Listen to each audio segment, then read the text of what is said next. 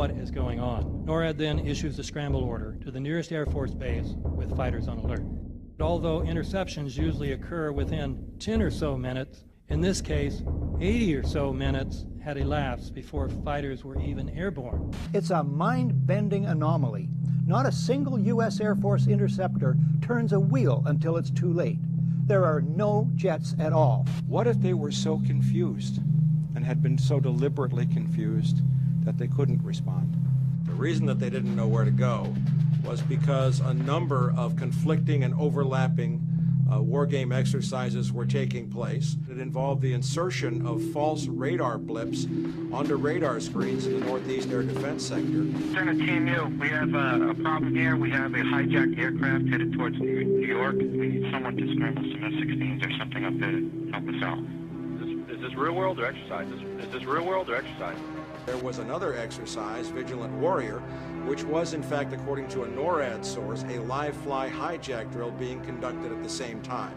With only 8 available fighter aircraft, and they have to be dispatched in pairs, they were dealing with as many as 22 possible hijacks on the day of 9/11, and they couldn't separate the war game exercises from the actual hijacks.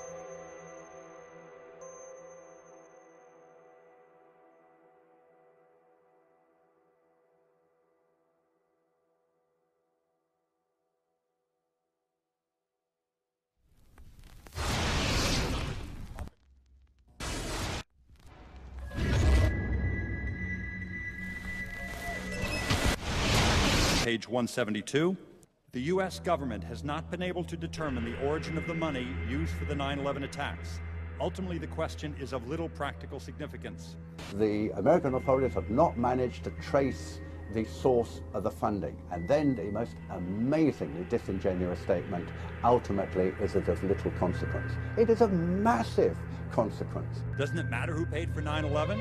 The collapse of Building 7 has been recognized as especially difficult to explain. The 9/11 Commission report implicitly admitted that it could not explain the collapse of this building by not even mentioning it. President, why are you and the Vice President insisting on appearing together before the 9/11 Commission? Because the 9/11 Commission wants to ask us questions. That's why we're meeting, and I look forward to meeting with them and answering their questions. Why you're appearing together rather than separately, which was their request? Because it's a good chance for both of us to answer questions that the 9/11 Commission is looking forward to asking us, and I'm looking forward to answering them. Let's see. Do you think they should be able to stand up and speak their own words? They should go under oath. They should be, yeah, in public.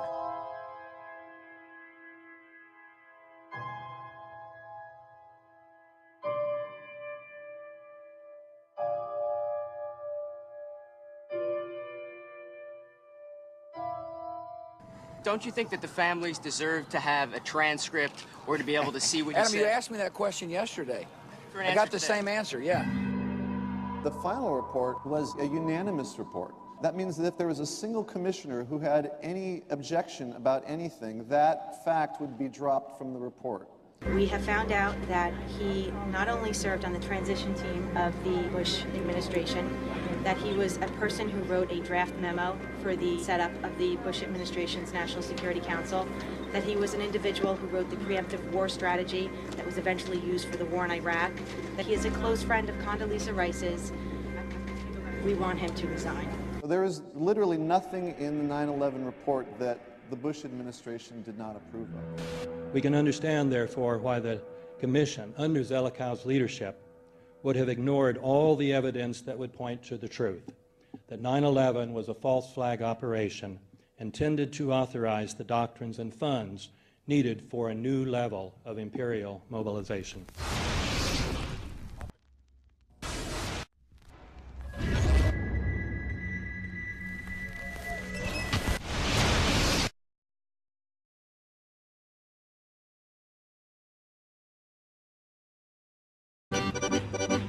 Armed with knives, armed with chemical, biological, nuclear weapons. Fanatics, terrorists, September 11th. September 11th, killers, September 11th. Terrorists, Al-Qaeda, terrorists, nuclear weapons, terrorists. 9/11, terror, terrorists, evil. September 11th, September 11th. The terrorism, war, and danger. September 11th, terrorism, global terrorism, terrorism, terrorism. Terrorists, terrorists, terrorists, terrorists, terror. Terrorists, terrorists, with terrorism. September 11, global terrorism, terrorism.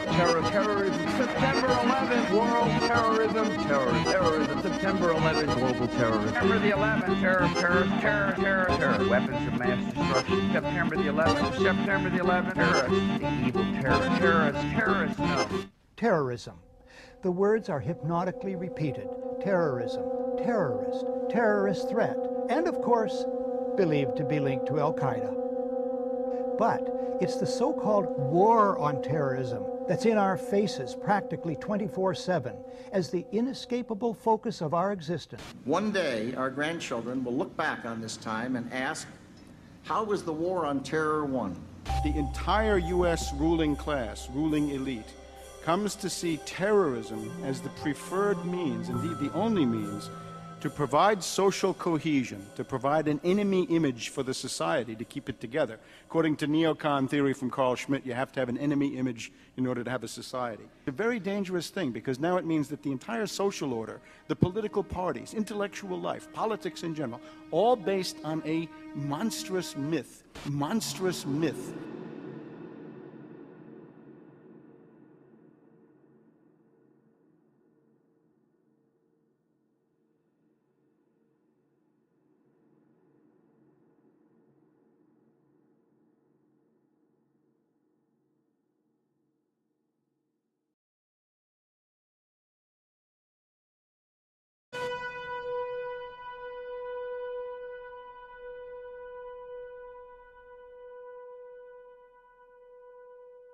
Look, the CIA has done in this country, what they've done to us is unbelievable. Look at the terrorist acts that have occurred. The CIA behind most, if not all of them. We had the Marine barracks. We had our embassy in Kenya. We had Pan Am 103. We had the USS Cole. We had Oklahoma City. We had the World Trade Center in 1993. That helped the terrorists blow up the World Trade Center the first time. They built the bomb. They got the driver's license. The informant, the FBI informant, a fellow named Salam, a 43-year-old former Egyptian army officer, he was given the assignment to put the bomb together. And he went to his supervisor, his FBI supervisor, and said, we're going to put a dummy bomb in here, right? And the FBI supervisor said, no, we're going to put a real bomb. The FBI actually carried out the attack on the World Trade Center in 1993. They actually hired Ahmad Salam and paid him $1 million and gave him real explosives, a detonator, and told him to build a bomb and to give it to the foolish people that he was controlling to allow them to attack the World Trade Center complex.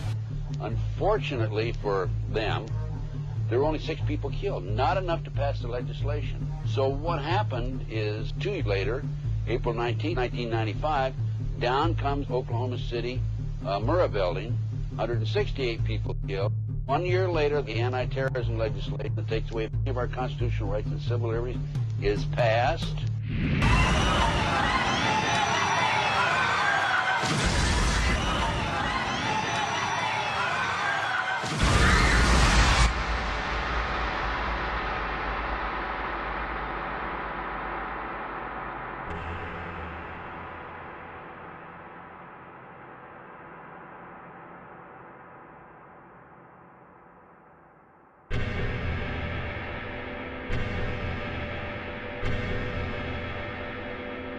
Because at 9:30 this morning, we were actually running an exercise for over a company of 1,000 people in London, based on simultaneous bombs going off precisely at the railway stations that happened this morning.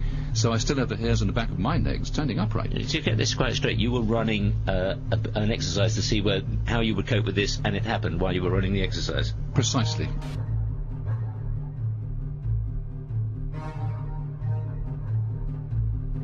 Supposed to believe is some kind of coincidence. There was also an anti-terrorist drill going on 7/7. And again, just like 9/11, they were talking about attacks